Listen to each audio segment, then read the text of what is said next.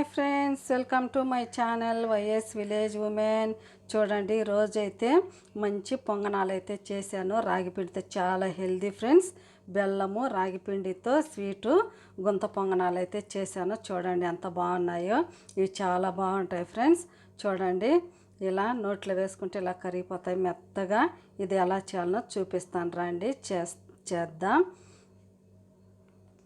Friends. ముందుగా రాగి పిండి తీపి పొంగనాలకి గుంత పొంగనాలు ఫ్రెండ్స్. చూడండి, ఒక కప్పు నిండుగా రాగి పిండి తీసుకున్నాను, జల్లించుకొని ఒక కప్పులో ఇలా ఉంచుకున్నాను. ఒక కప్పు పిండికి అయితే 3/4 కప్పు బెల్లం తీసుకున్నాను.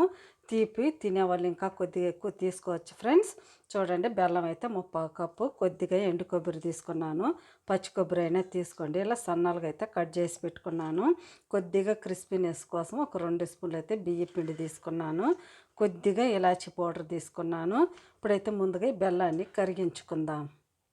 చూడండి, స్టవ్ వెలిగించుకొని ముందు ఇలాంటి ఒక చిన్న గిన్నె పెట్టుకొని మనకి కరిగితే సరిపోద్ది బెల్లము. ఇలా బెల్లాన్ని ఇందులో వేసుకున్నాను. ఒక పావు కప్పు అయితే వాటర్ పోసుకున్నాను. బెల్లాన్ని ముందుగా ఇలా బాగా కరిగించుకుందాం.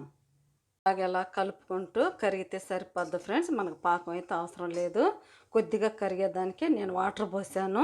ఇప్పుడు ఇలా బెల్లం కరుగుతుండగా మనమైతే పిండి అయితే కలిపేసుకుందాం. గుంటగా ఉండే గిన్నె తీసుకొని ఇందులో రాగి పిండి వేసేసుకుందాం ఫ్రెండ్స్. చూడండి, వేసేసాను. ఇందులోనే 2 స్పూన్లు బియ్య పిండి, ఇందులోనే కొబ్బరి కట్ చేసుకొని వేసేసుకుందాము. కొద్దిగా ఇలాచి పౌడర్ వేసుకుందాము. కొద్దిగా అంతా చూడండి, ఒక చిటికెడు వంట సోడా వేసుకుందాము. ఇప్పుడు బెల్లాన్ని కరిగించుకొని ఇందులో అయితే పోసుకోవాలి. ఇప్పుడు బెల్లం ఎలా ఉందో చూద్దాం. చూడండి, బెల్లం కూడా ఇలా కరుగుతుంది కదా. ఇంకొద్దిగా కరగనించి చూడండి, ఇంకా బెల్లం అలాగే ఉంది కదా. ఇంకొద్దిగా కరిగిన తర్వాత మన పిండిలు వేసి కలిపేసుకుందాం. చూడండి, బెల్లం కూడా కరిగిపోయింది, ఇలా మరిగింది కదా.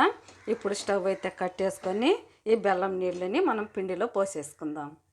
ఇప్పుడు ఈ బెల్లం నీళ్ళని ఇందులో అయితే వడపోసుకున్నాను ఫ్రెండ్స్. వడపోసుకొని ఇందులో అయితే పోసేసుకుందాము. వేడిగానే పోయాలి ఫ్రెండ్స్.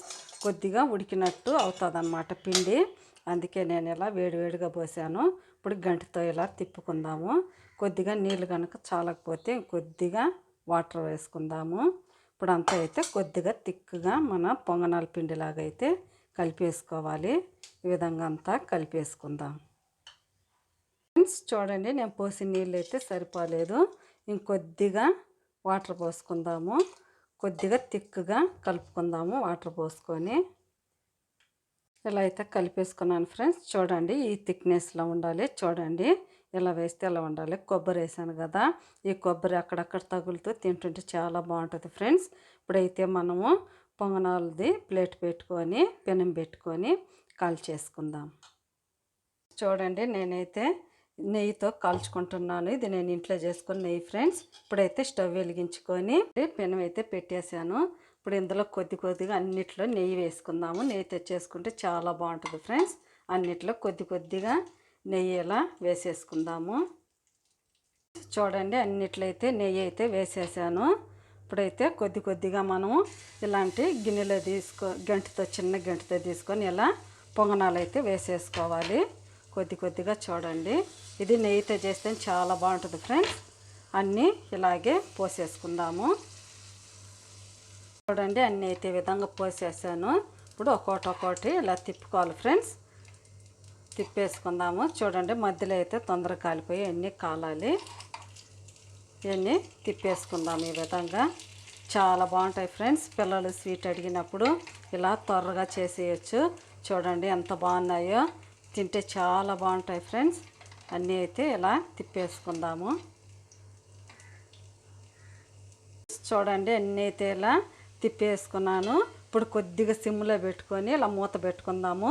మగ్గితే బాగుంటుంది. ఇప్పుడైతే మూత పెట్టేసుకుందాం. ఒకసారి మూత తీసి చూద్దాము. చూడండి ఎంత బాగా అయితే కాలిపోయాయో.